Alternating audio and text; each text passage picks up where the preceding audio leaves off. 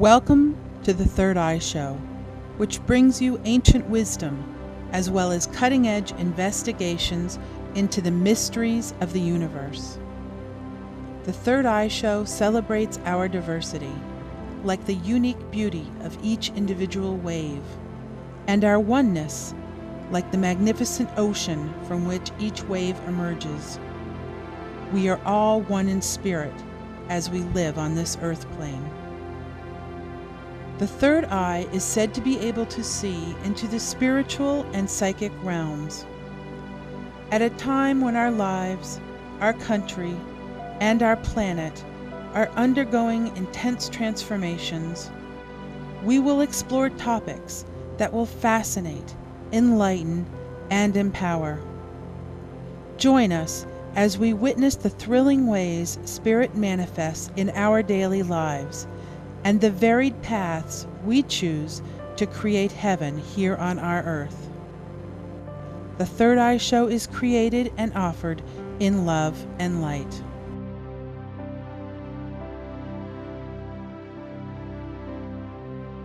Today's Third Eye Show takes you to the other side of the world, sunny Australia, where we visit the Muru Mittigar Aboriginal Cultural Center. There, Cultural Officer Eric Ellis shares with us his culture's ancient and extraordinary art and spirituality, which, as you will see, are intimately intertwined. Next, Nathan Stein and Joy Wolf share the heartwarming story of the hitchhiking ghost. Then we enjoy musicians Doug and Leanne Allan's relaxing tune, Groovin. And finally, our old friend Wes Doherty offers some uplifting thoughts on our changing times and ends with a soothing meditation. So, let your spirits soar with today's Third Eye Show.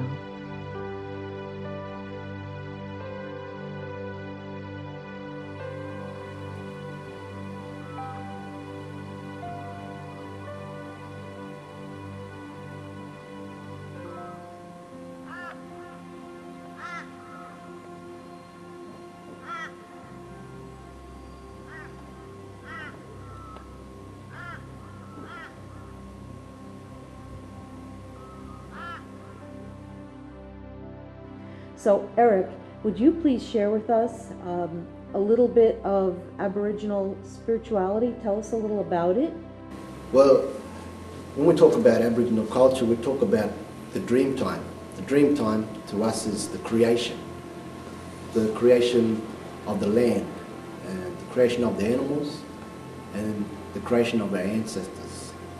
So we believe in Miami. He's our creator.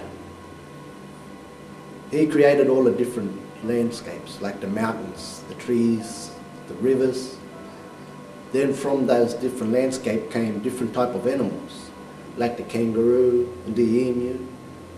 And from those animals came our ancestors. So that animal that creates my ancestor is the spirit that created me.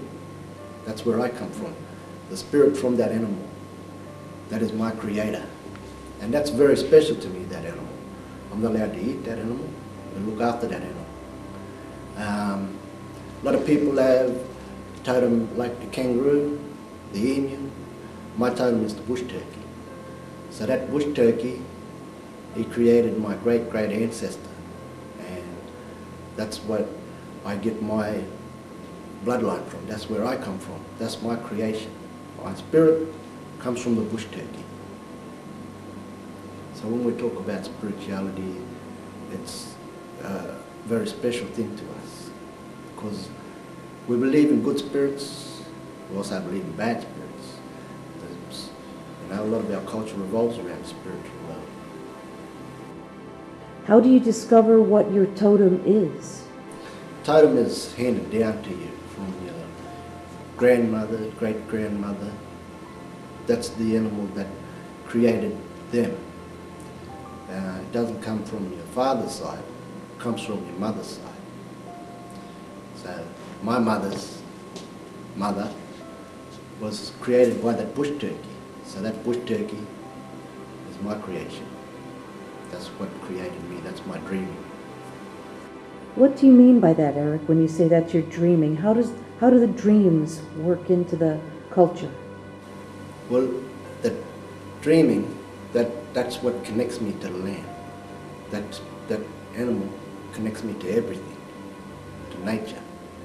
That's how we have a big bond with the land, because we're created from that land, Mother Earth. She gives us everything. And our spiritual way, when we look at the land, we're always looking at the land from up above, looking down at the land. Dreams, like if you see a painting, see a big dot painting, that painting comes from your dreaming, your spirituality, your spiritual side. So you're looking at that painting from up above. That's what all them dots are. Shows you the landscape of that land. In our culture, we believe that we can have an out-of-body experience. Very easy, we can leave our body, have out-of-body experiences. That's how we get that picture. We're flying in the air, looking down at the landscape. You talked about the planet Earth and personified it as she, as mother. Yep. So in your spiritual system, do you believe that the plants have spirits? Every plant has a spirit, because that plant is a living thing. It has a good and a bad spirit. We talk about the didgeridoo. In our culture, women aren't allowed to play the didgeridoo because that bad spirit inside the didgeridoo comes from the tree. So it's all like all living things, has a spirit, has a good and a bad spirit. So women are forbidden from playing the didgeridoo because that bad spirit, when it gets inside them, they can make them very sick.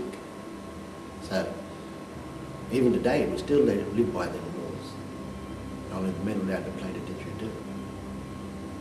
So to answer your question, yes, we do believe that all things, all living things have a good and a bad spirit. And so then does that follow through into healing of illnesses and so on? There's two ways that work with the healing. Most of it comes from the land, but also you have to have that good spirit around you to help you heal. When we do a ceremony, from my area, my tribal area, we put the white all over our body because we believe that white represents a good spirit. While we're doing that ceremony, that dancing, we're calling on all the spirits to join into that dancing with us. That when we do it, we need protection from the bad spirit. So that white paint protects us from the bad spirit, because that white paint represents a good spirit. And when you dream, tonight when you go to sleep and you dream, do you pay particular attention to your dreams? I mean, do they have particular significance to you as a culture? When I'm doing dreaming, this always means something to me. I have to get that dream, try and picture it in my mind. And as soon as I get the chance, I try and put that dream down on the canvas.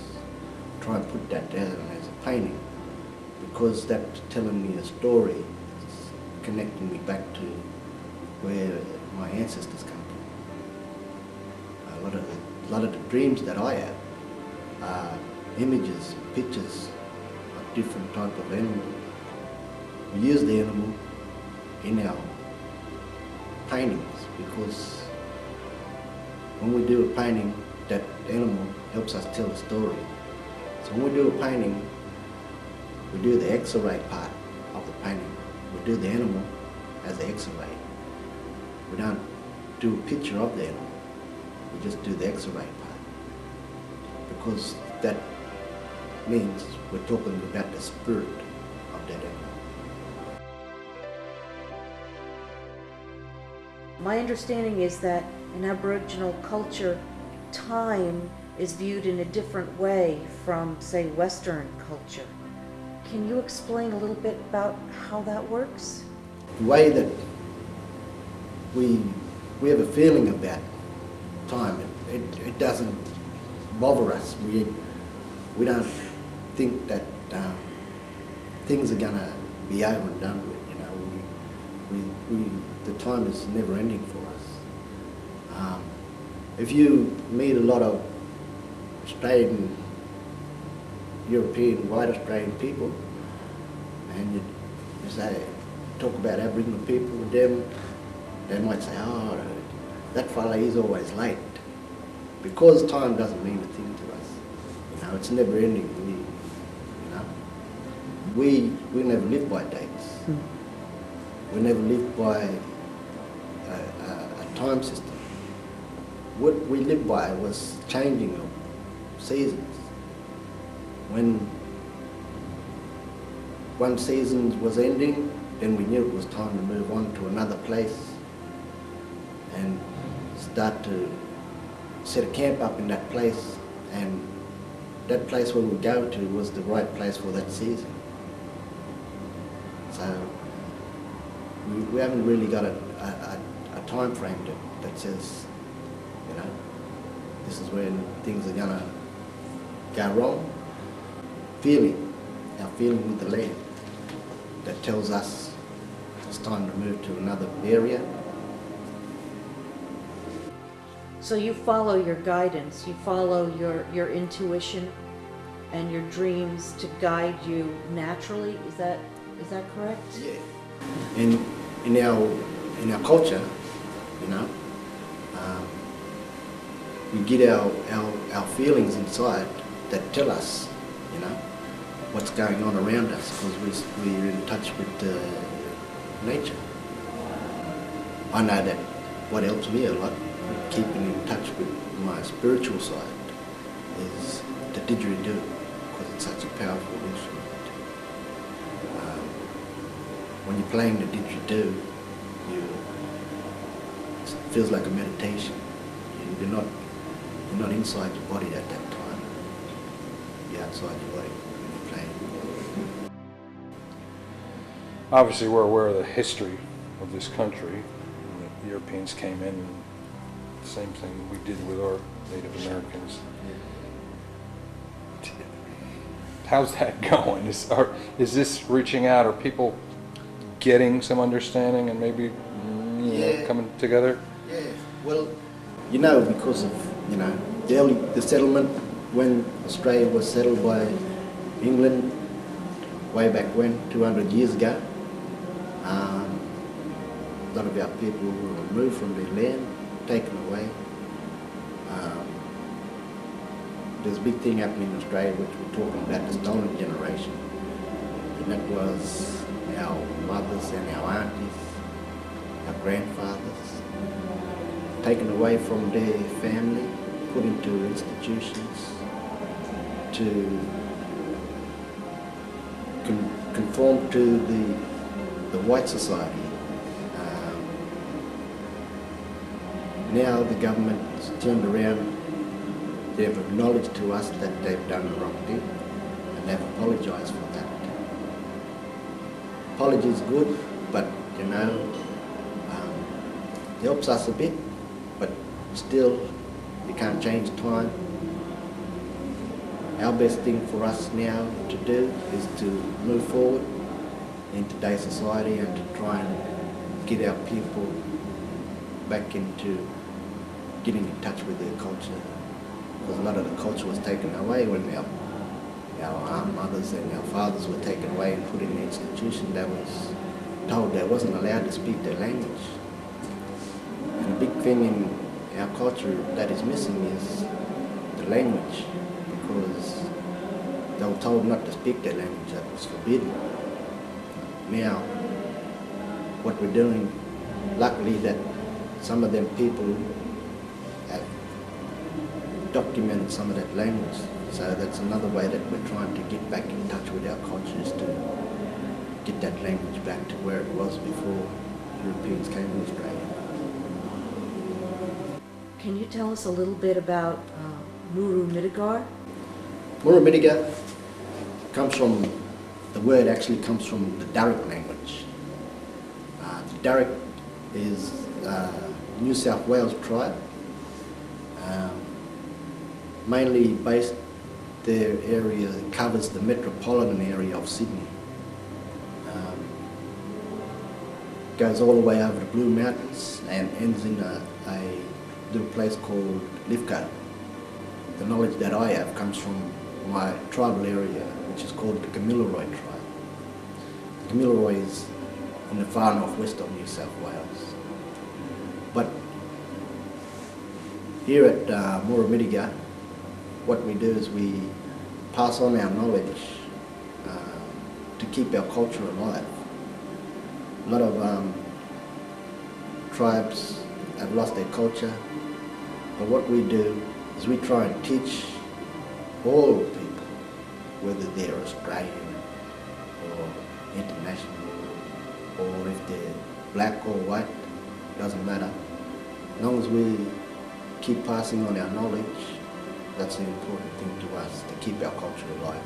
So here, what we do is we teach about all sides of Aboriginal culture, from the dreaming, what that means to us, to the paintings, about what we do when we do a painting. We always say when we do a painting, whether it's on a rock, on our body, or on an artifact, we always have a story. If that painting doesn't have a story, then it doesn't mean anything. We also teach boomerang from it. Tell people that the boomerang, the one that returns to you, that's not a instrument to hit the animal. That's only an instrument to scare the animal. The boomerang, we use it to scare the birds out of the tree. So when the birds fly out of the tree, we set up a net that they'll fly into.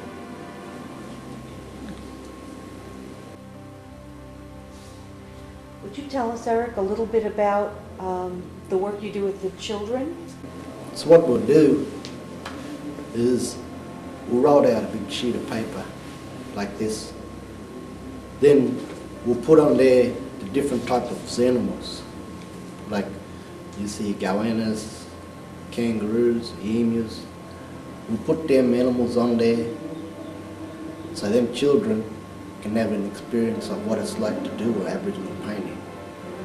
We show them all the different symbols that we use to tell a story, and then we ask the children to paint the animal and then to tell a story around the outside about what they think was going on in that painting, what that animal was doing.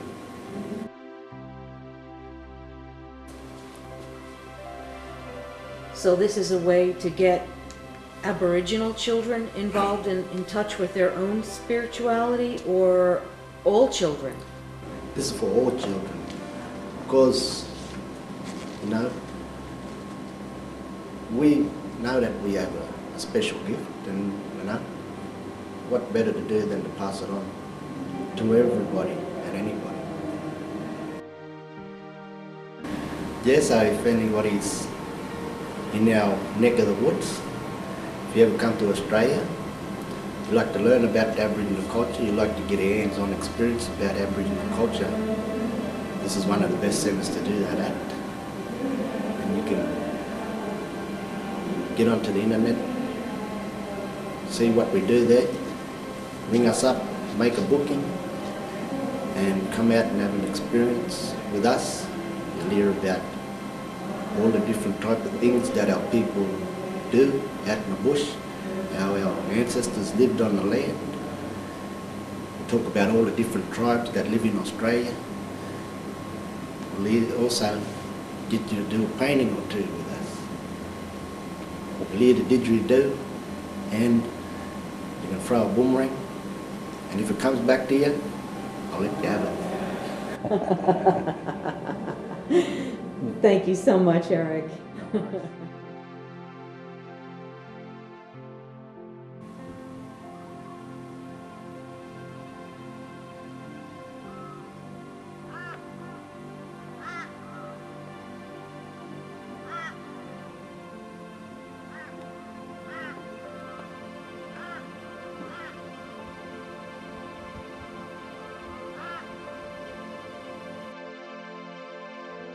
We had a very interesting experience, which we call the story of the hitchhiking ghost. Nathan and I had stopped at a little country craft store here in New Hampshire one day, and as it turned out, the woman who owned the store was also a psychic, and in our conversations about our various works, she told us about a ghost that she had there that came with the building that she now lived in and had her shop in. She didn't know too much about him. She knew his name began with the letter D, because she got the D sound for his name, and she had actually been calling him David because of that.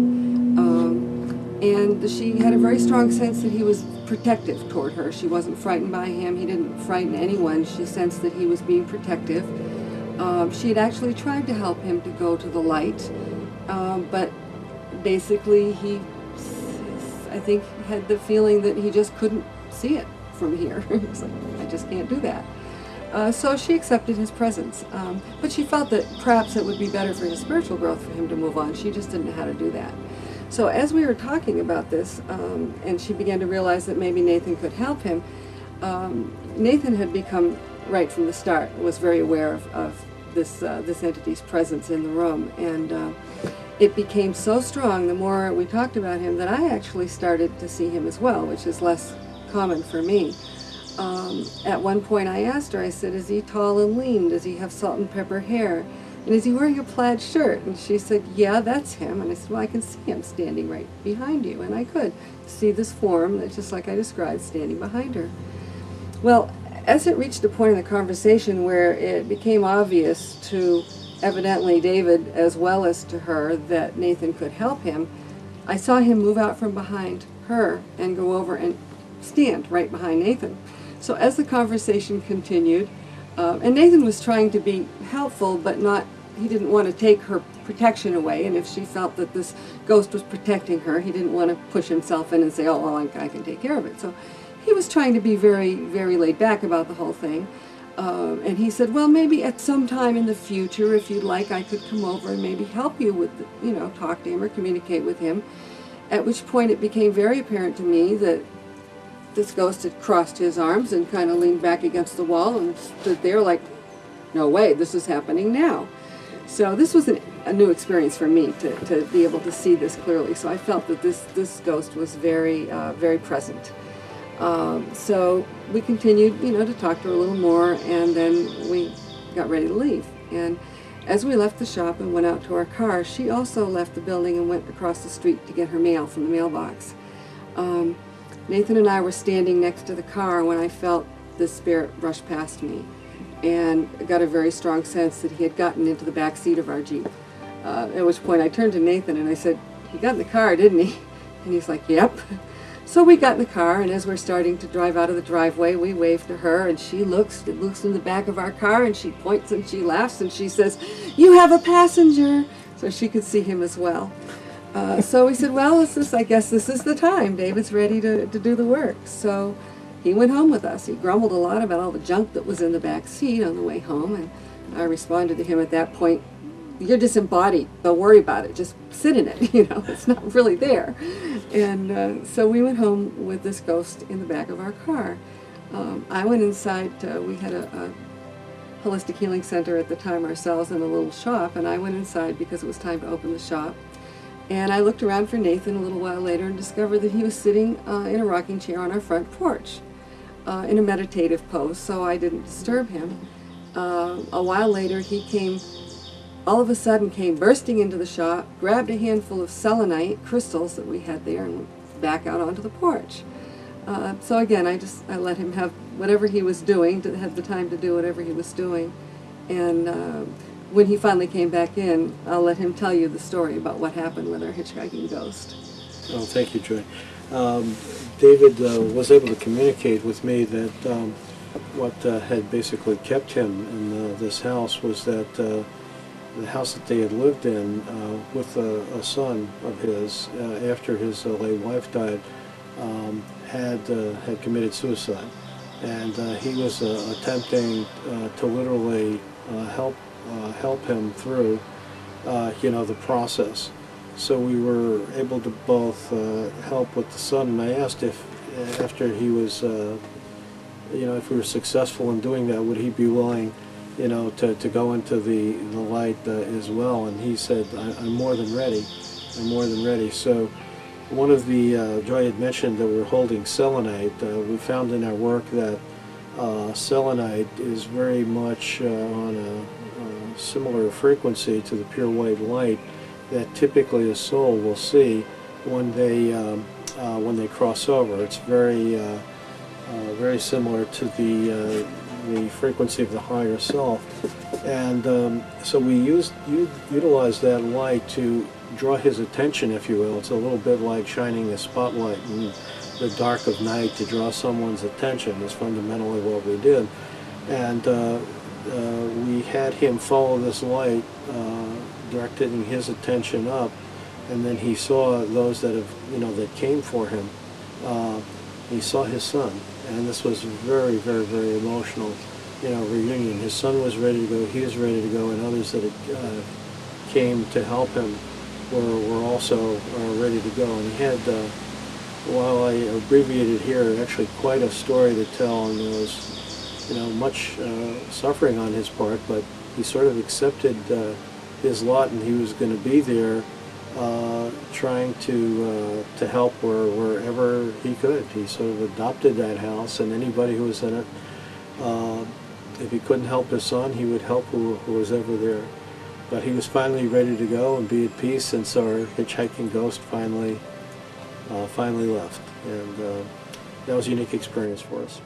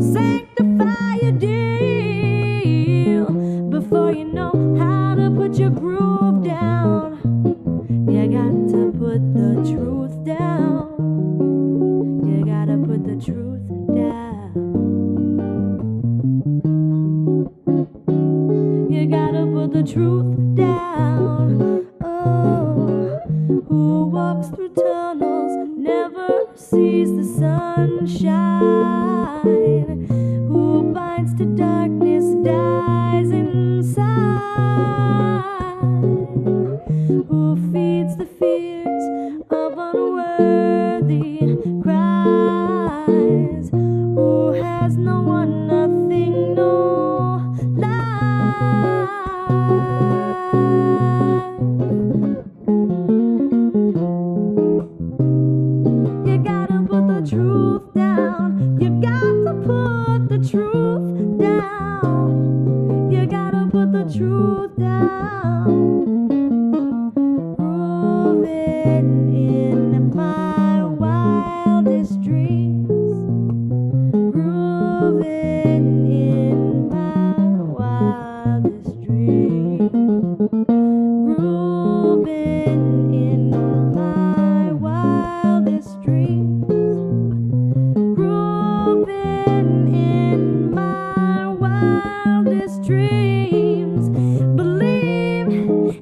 protection, it is real.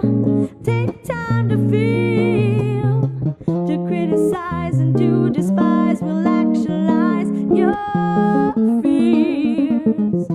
Slow down to minimize. Ooh, sanctify your deal. You got to put the truth down. You gotta put the truth down.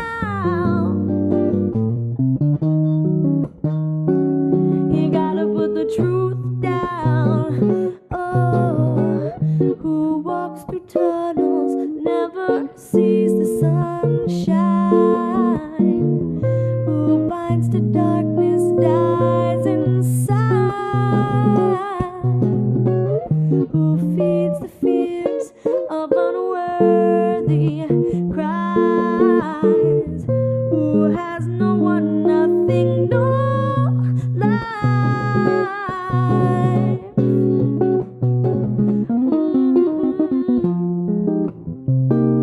You gotta put the truth down. You got to put the truth down. You gotta put the truth down. You got to put the truth down. You gotta put the truth down. You got to put the truth down. You got to put the truth down.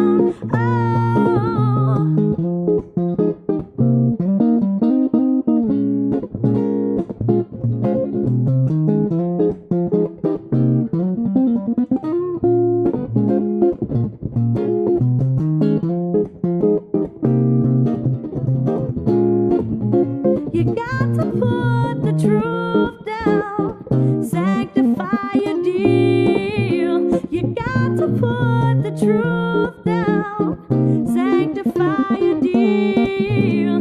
You got to put the truth down. Sanctify your deal.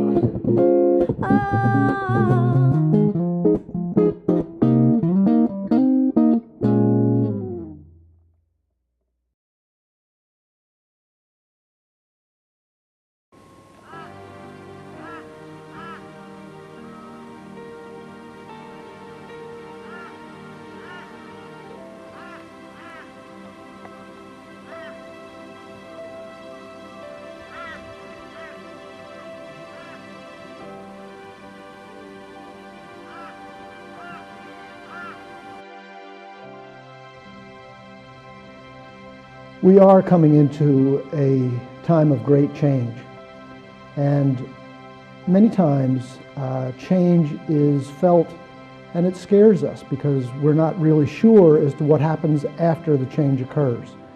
The Chinese have a word for this, and it's called Wei Ji, and on one side of that coin there's fear, and on the other side there's opportunity. And for me in this change, we have way more opportunity than we have anything else.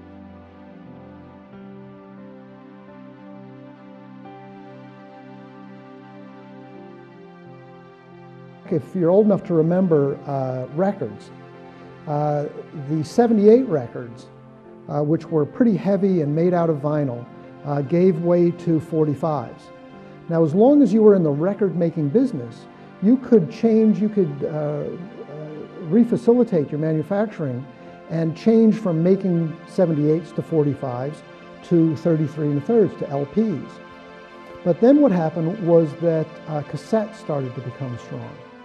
So that the people who made reel-to-reel tapes, as an example, and LPs, their business was shrinking. So that the people who were making LPs were saying, oh, the economy is terrible. But the people, the manufacturers who were making cassettes were saying, business is fantastic. It's the same economy, it's just the way they looked at it. And then what happened was that the people who were making cassettes thought the world was fantastic until CDs came along. And then the people who were making CDs were saying, oh, the economy's fantastic, and the people who were making cassettes were saying the economy's in the toilet. And now what's happening is that the people who were making CDs are saying the economy's in the toilet, and the people who were in providing music digitally, the people who are providing music digitally are saying the economy's fantastic. So there's never any real objective point of view as to whether the economy is good or bad. It really just depends on where you're standing. And if you're standing in a market segment that is shrinking, then, which is going to be consumerist, then it's going to look like the economy is terrible. If you're in the market segment that's based in happiness and legacy, then you're going to be able to say the economy is fantastic. So it really, a lot of it just depends on where you're positioning yourself in order to take advantage of this.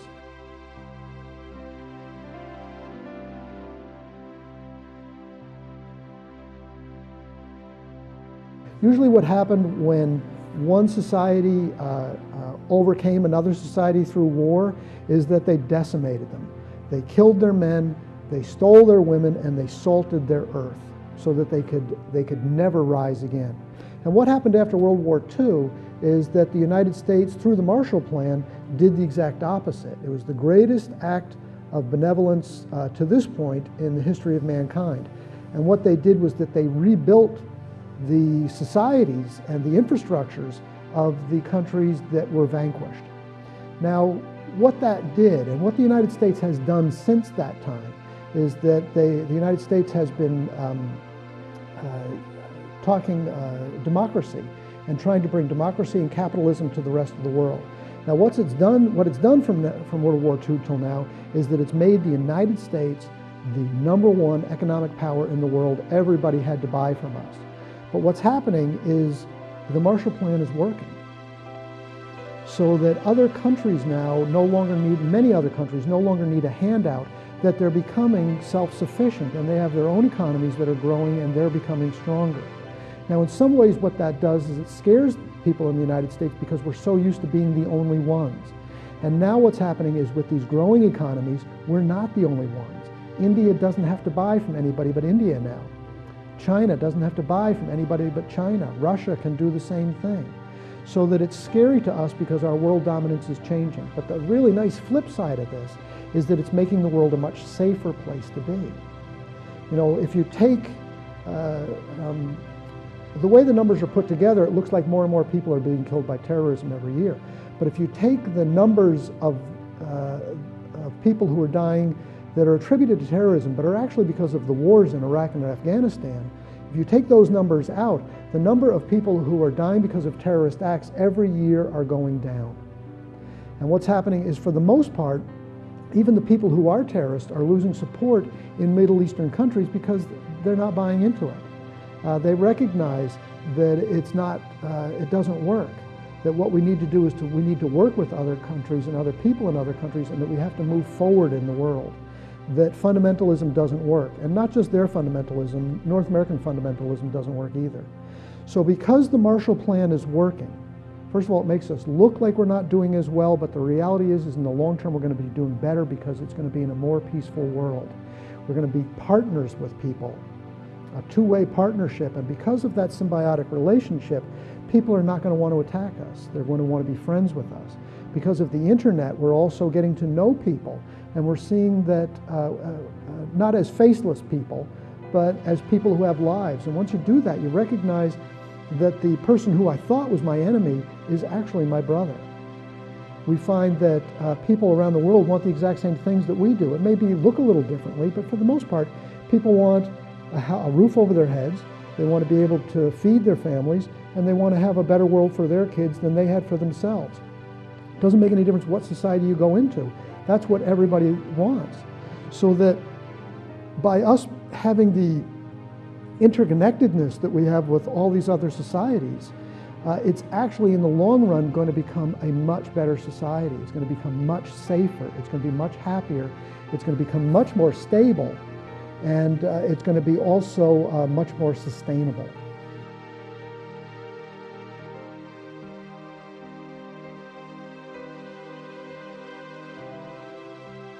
Now, the second part of this is psychologically speaking. Psychologically speaking, this is really interesting.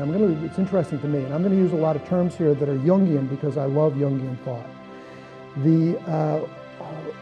there's a lot of people that say we need more feminine energy in the world because we have too much masculine energy and it's the masculine energy that screwed it up. I disagree. I think that what we need is a change from the masculine energy being boy energy and the feminine energy being girl energy, to have the masculine energy mature so that it becomes man psychology. We have to go from a boy psychology to a man psychology, and we have to go from a girl psychology to a woman psychology. And what that means is that we have to psychologically evolve. So what some of this is if you look at a 4-year-old, a 4-year-old is always saying, look at me, and it doesn't make any difference what they're doing. They could be hopping on one foot, they could be breathing, they could be winking one eye. They have to be seen.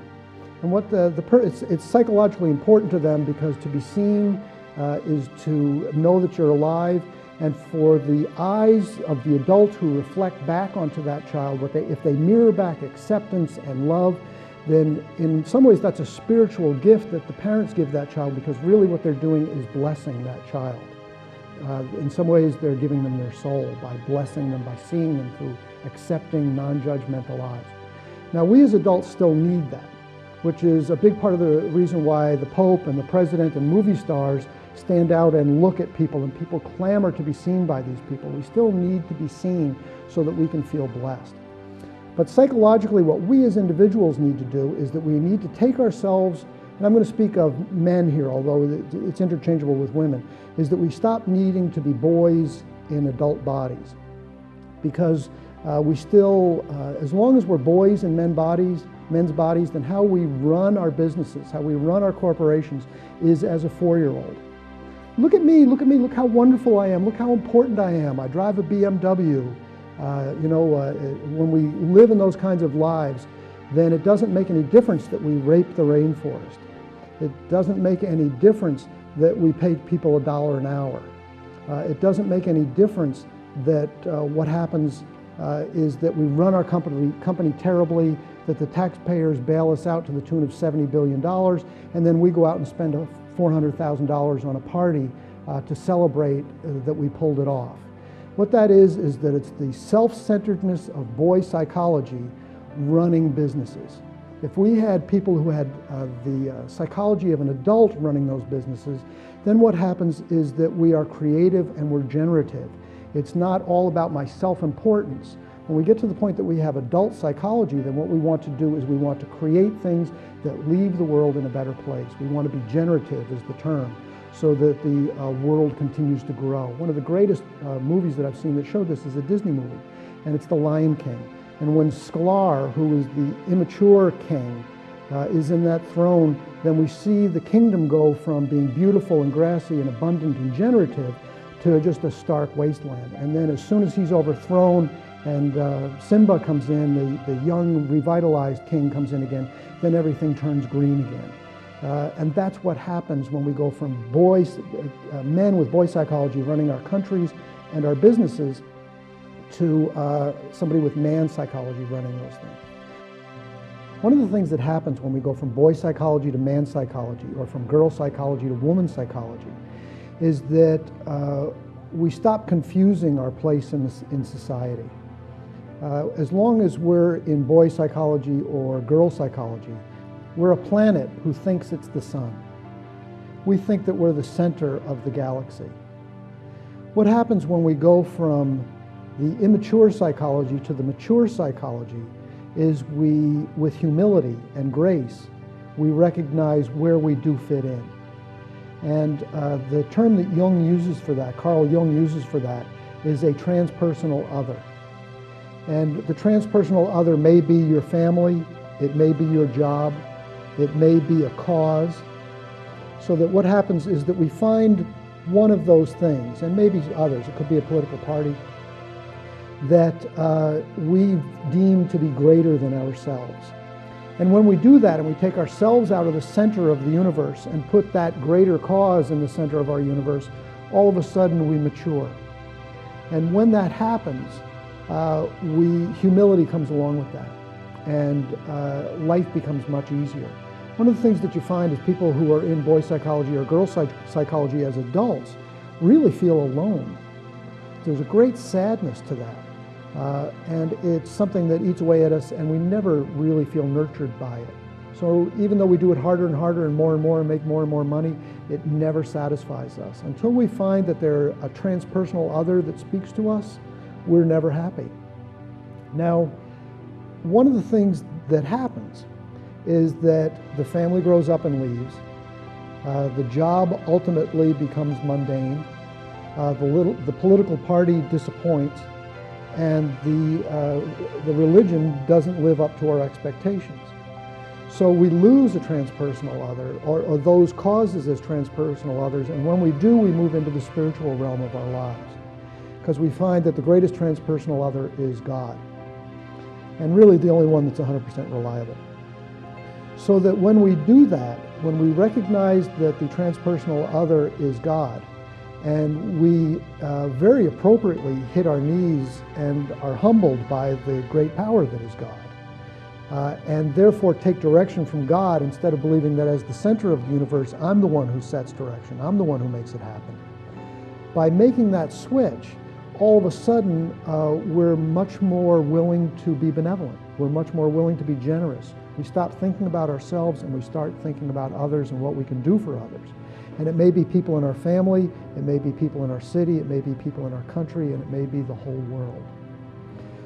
Now, when that happens and we kick into that transpersonal, into the subservience to the transpersonal other, then what happens when we see a time of chaos like we're in right now, or what appears to be chaos right now, that we start to do, it's called the dance of the four quarters.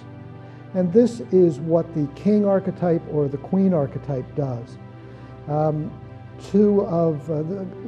Lord of the Dance is one of the one of the names that Jesus was referred to, and it also, Lord of the Dance refers to Shiva as an example in Eastern cultures. And they're both dancers, and what they do is that they dance between chaos and creativity. And by dancing the four quarters and taking chaos and transmuting the energy of chaos, and by using creativity, and creativity comes from being subservient to the transpersonal other. So it's through our feminine attributes, whether you're male or female, that it's our feminine attributes of intuition and compassion and receptivity that this transpersonal other gives us ideas and thoughts and creative things. So that when we dance near chaos, allow the transpersonal other through our intuition to give us suggestions, we can transmute that chaotic thought and activity into something creative, and through that creativity what we do is that we renew the world that we live in. That's what the resurrection is. That's how each of us is resurrected and reborn.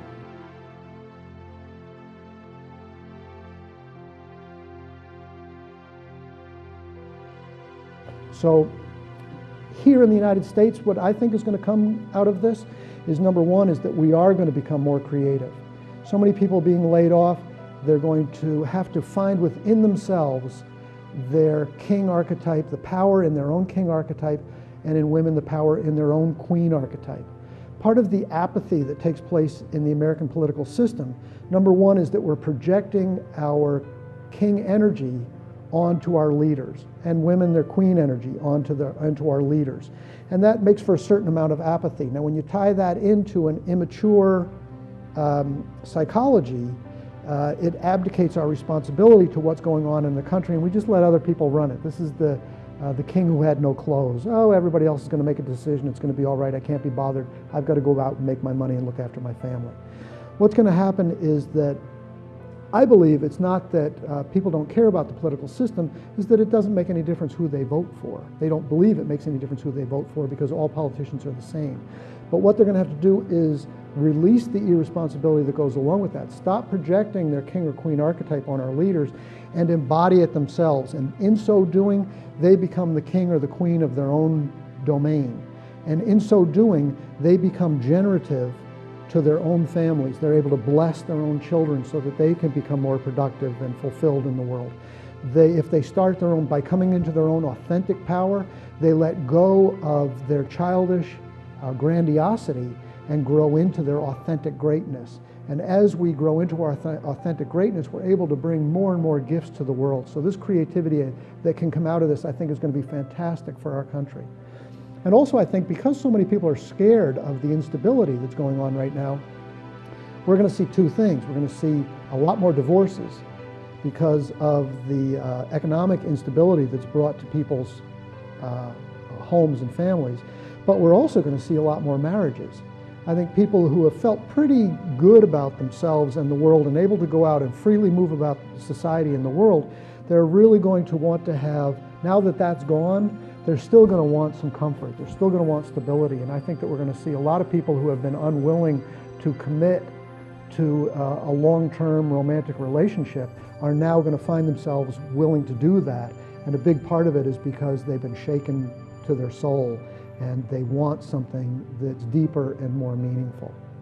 So when you take all these things into consideration, I think that we're on the cusp of change, and in the short term it's very scary, but in the long term, from a physical, psychological, and spiritual perspective, it's going to give all of us fantastic opportunities to live much happier, more fulfilling, and more generative lives, so that we can honestly have a great legacy to leave to our country, to leave to our families, to leave to the world, that's going to be far different from the one that has been the self-aggrandizing one, that has been what it looked like we were going to leave the world up until this point. I think we're going to see great changes. There's going to be some instability, but the reality of it in the long term, it's going to be fantastic.